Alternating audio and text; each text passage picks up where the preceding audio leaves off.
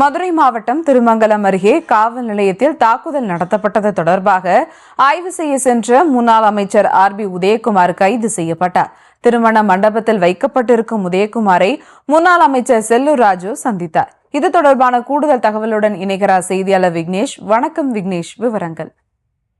நிச்சயமாக நேற்று இரவு மதுரை திருமங்கலம் தாலுகா பேரையூர் அருகே உள்ள சத்திரப்பட்டி காவல் நிலையத்தில் தேடப்பட்டு வரும் குற்றவாளி ஒருவர் தனது கூட்டாளியுடன் சத்திரப்பட்டி காவல் நிலையத்தில் புகுந்து தலைமை காவலரை தாக்கி மற்றும் காவல் நிலையத்தை சேதப்படுத்திவிட்டு சென்ற நிலையில் இது தொடர்பாக தகவல் அறிந்து காலையில் காவல் நிலையத்தை பார்வையிட சென்ற முன்னாள் அமைச்சர் RB உதயகுமார் சென்ற பொழுது பக்கத்து கிராமத்திலேயே முன்னாள் அமைச்சர் RB உதயகுமார் தடுத்து நிறுத்தப்பட்டு தர்ணா போராட்டத்திலும் ஈடுபட்டார்.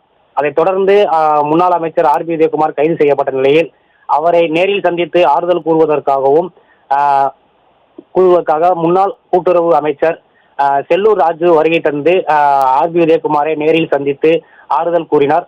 அதைத் தொடர்ந்து செய்தியாளரை சந்தித்து கூறிய பொழுது சட்டம் ஒழுங்கு சீர்கெட்டு கிடப்பதாகவும் இதை உடனடியாக சரி செய்ய வேண்டும், காவல் நிலையத்திற்கே பாதுகாப்பு இல்லை எனவும் கூறி செய்தியாளர்களை சந்தித்தார்.